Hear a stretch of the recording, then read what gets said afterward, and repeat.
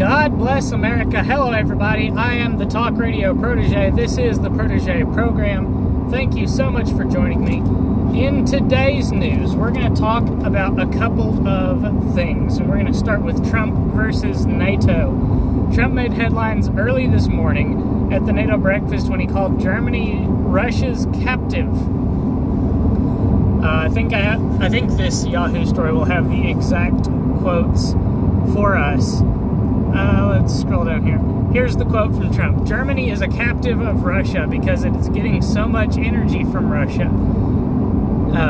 Everybody's talking about it all over the world. They're saying we're paying you billions of dollars to protect you, but you're paying billions of dollars to Russia. Now, Angela Merkel had a response. She said, I myself have also experienced a part of Germany being controlled by the Soviet Union. I'm very glad that we are united today in freedom as the Federal Republic of Germany, and that we can therefore make our own independent policies and make our own independent decisions. And I would agree.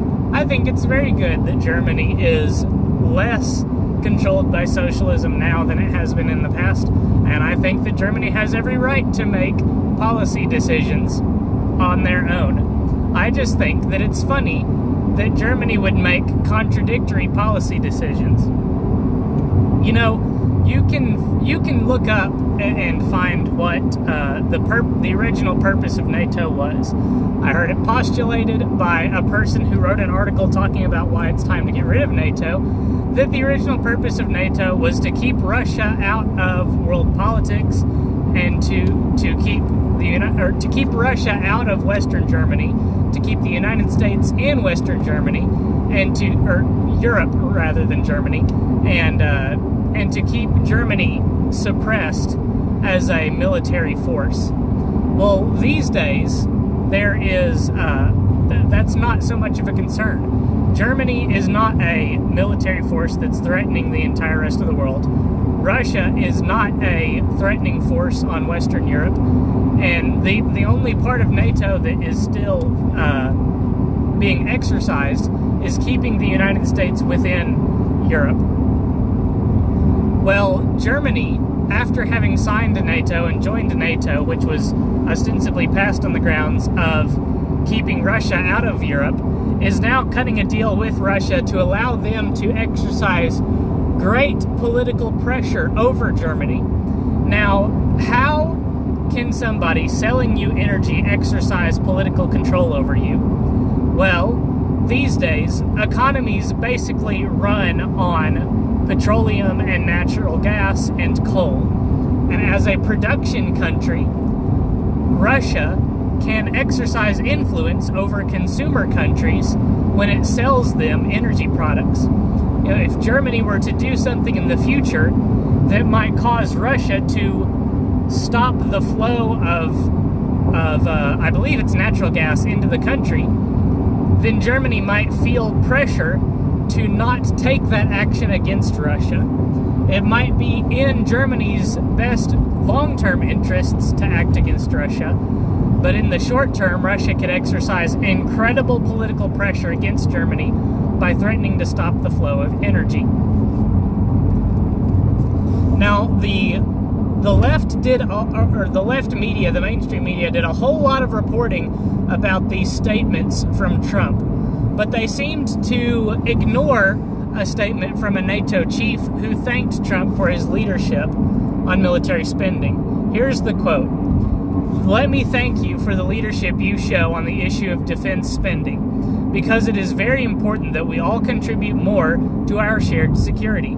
And it is really having an impact because, as you said, allies are now spending more on defense. This was from Stoltenberg. He said all allies are increasing their defense budgets. In response to a question from Trump saying, do you give me credit for that? Stoltenberg said, you have helped to do that.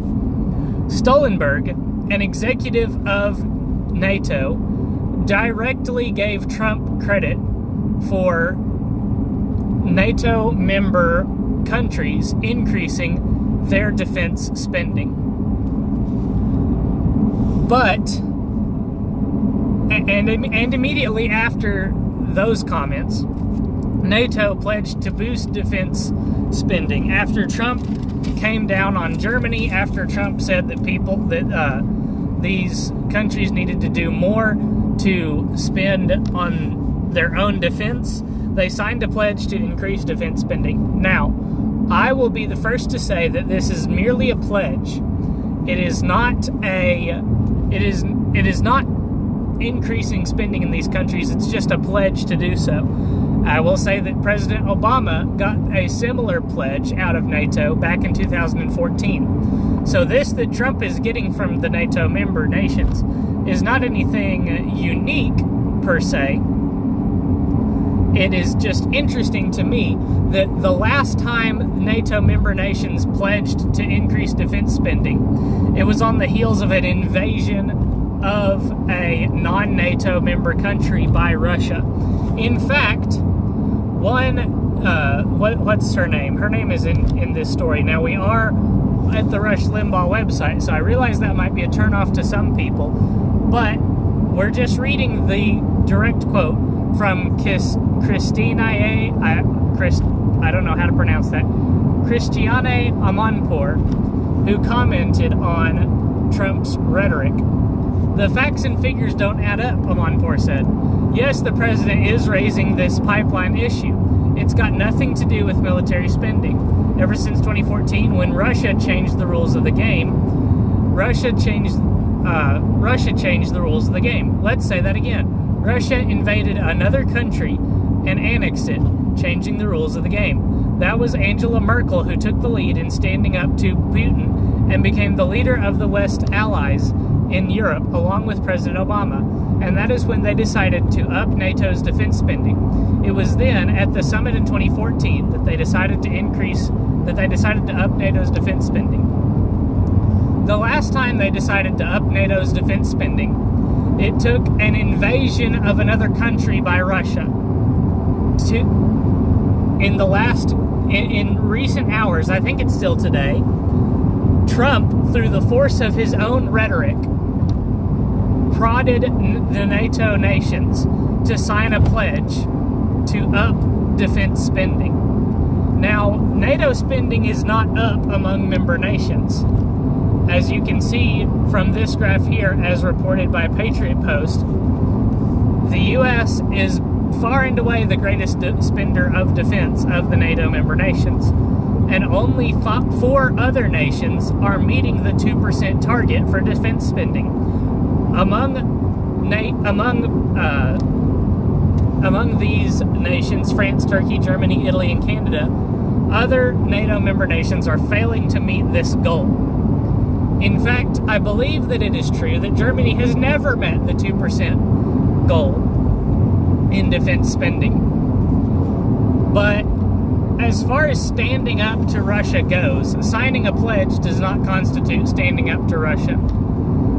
Some sort of action would constitute standing up to Russia, but we didn't get any of that after the invasion of, I believe it was Crimea, by Russia. Now, the other issue that I wanted to talk about today concerns the abortion debate. It concerns liberals attacking Brett Kavanaugh for his first name.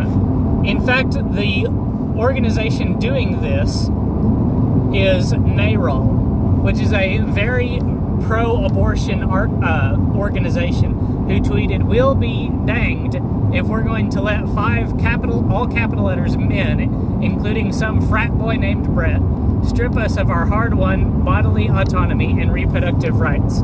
Now, I want to show you a tweet from the comedic genius, and I use genius in its most liberal interpretation of Stephen Colbert, who said, "I don't know much about Kavanaugh, but I'm skeptical because his name is Brett." That's just the tweet.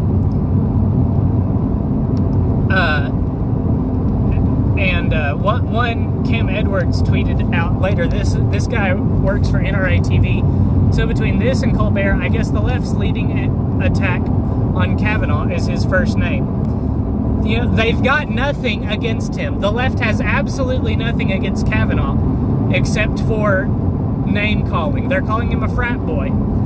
And I know a lot of frat boys that might be insulted to think that it would be a bad thing for a Supreme Court nominee to be known as a frat boy. They have absolutely nothing when it comes to criticizing Kavanaugh. Now, segue, not much of a segue, but let's go talk about Tomi Lahren has been stepping all over her own tail when it comes to the Supreme Court nominee. Now, if you don't know who Tomi Lahren is, at this point I don't think you're missing a whole lot, and I don't mean that in an insulting way. I'm just making an observation when I say that Tomi Lahren has not been for several months now a very influential person in politics, and that's coming from a person who's not influential in politics. I totally recognize that Tomi Lahren is much more influential than me, but still, as far as relatively speaking, is not all that influential. She's got one of the most, I will call it strange, perspectives on abortion that I think I've ever heard. If I understand it correctly, Tomi Lahren treats the abortion issue as an exclusively liberty issue. I don't think that Tomi Lahren sees the right to life as entering into the equation whatsoever. I think that Tomi Lahren, and if she does, then I think that Tomi thinks that the right to liberty ought to supersede the right to life. And I don't think we've talked about it much on this channel. I've got a future video planned where we're going to talk about this. But I happen to think, and perhaps this is a debate that should be had, I happen to think that the right to life ought to supersede the right to liberty. Because, I'll give you the short Cliff Notes version, because if your right to life is allowed to be superseded by someone else's right to liberty, they're simultaneously superseding your right to liberty. If you have no right to life, then you have no right to liberty, because someone can take your life to prevent you from exercising your liberty. But but all that aside, Tomi Lahren took to Fox and Friends recently and said to stop implying that we're sending a Supreme Court justice to the bench to carry out religious judicial activism. Now, I, myself, don't think that you have to engage in quote-unquote religious activism to say that Roe v. Wade was a garbage Supreme Court decision. First of all, Roe v. Wade, and I've been reading it. I plan on finishing in time to have the video out for my week off. Unfortunately, it's not going to be up in the time window that I wanted it to be, but that's when you're going to get it. Roe v. Wade, there's not a lot of constitutional analysis in Roe v. Wade. There is so much analysis that is not constitutional analysis that it's hard to find the constitutional analysis.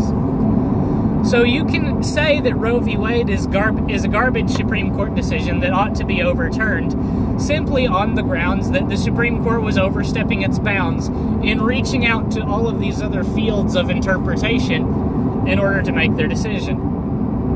I think you can also argue that Roe v. Wade is garbage legislation. Like, Roe v. Wade is judicial activism because it's legislating from the bench.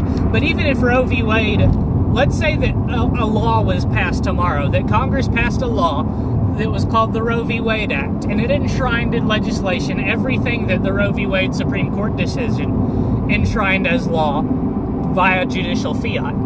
Let's say that the legislature did that. It totally takes out of the equation the life that is present within the womb. And I think that there's argument to be made on that life. Now, philosophical differences might mean that that you and I might never agree on when life begins. But I think that you don't have to let religion into the equation. Myself, I would be perfectly happy to allow religion into the equation. Put it aside and say, you don't have to do it. Here's how you can argue that abortion is a violation of the right to life without letting religion enter into the equation. And we've talked about this in previous videos. But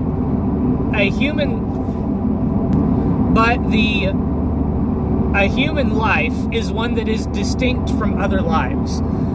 You are who you are, in part because your DNA differs from other people. What the thing that makes your physical body unique is unique from all other people. We could talk about spirituality. We could talk about the soul. We could talk about, the metaphysical things that make you a person. But on a extremely basic level, Homo sapiens share something in common, and that is that our DNA makeup, while similar, is unique. And each person's DNA makeup is unique to one another. And a fertilized egg within the woman's body has a unique DNA makeup. At the moment of fertilization, the DNA makeup of an unborn child is established and is unique from both the father and the mother, and is therefore a human life. Now, I think that it's precarious to try and define life in any other way. If you want to say that a person can only be alive if they're living and breathing, if they're a functional human being, then you can say, then I think that it's arguable then that persons in a vegetative state are no longer people. I think at that point it becomes viable to argue that elderly people that cannot take care of themselves are no longer people. You could even go so far as to argue that people suffering from dementia and Alzheimer's are no longer viable people. I think it's a much more precarious position to say that life is something other than basic human makeup. And I will argue that till I'm blue in the face. And then some. So, but that's all that's all beside the point. I kind of went off on a tangent there. Nobody is implying that we're sending a Supreme Court justice to the bench to carry out religious judicial activism. And I think I've made the case for that in saying that Roe v. Wade ought to be overturned simply on non-religious law, or non-religious bases. I think that a lot of religious people would be very happy to see Roe v. Wade overturned, but I don't think that you have to take a religious stance to say that Roe v. Wade needs to be overturned. So, I don't know, maybe Tommy doesn't think that Roe v. Wade should be overturned. Even if, let me go off on another brief aside here, even if Roe v. Wade were overturned, it wouldn't end abortion in the United States of America. The abortion question would simply go back to the states.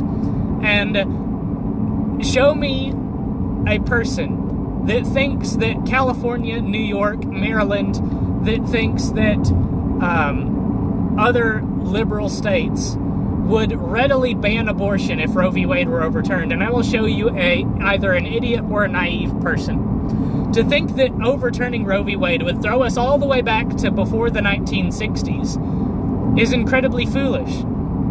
Because if Roe v. Wade were overturned, then you would immediately have 50 different abortion laws passed in the United States of America, one for each state. And some states would ban abortion entirely. Some states would allow abortion all the way up until the baby came kicking and screaming out of the womb. And you would have some states that would fall somewhere in the middle. So it's not like overturning Roe v. Wade would do as some people on the left are saying and totally invalidate a woman's reproductive rights. It would simply throw the question back to the states. And we would probably have the abortion question litigated in the courts and in the Supreme Court all over again. But I think that I think that that's the road we're headed down anyway. Eventually, that's a topic for another time. I'm about to go off on another tangent, and I think I'll just cut myself off here and call it good for this video. Let me know what you guys think down in the comments. We've talked about two things today. Trump at the NATO conference going after them to spend more money on defense, and the continuing abortion argument that's being carried out since the departure of Anthony Kennedy from the Supreme Court. Let me know what your thoughts are. If you enjoyed this video, leave a like, hit subscribe, and hit the bell for notifications so that you don't miss future videos. Excuse me. You're going to want to make sure that you're subscribed. You're going to want to, now more than ever, make sure that you're watching every video, because YouTube is headed down the path of censoring small operation media individuals and organizations. And I think that I would fall under that umbrella as a person that comments on politics and the media like I do. Thank you again so much for watching. I hope that you'll come back and join me next time. Until then, good night and God bless.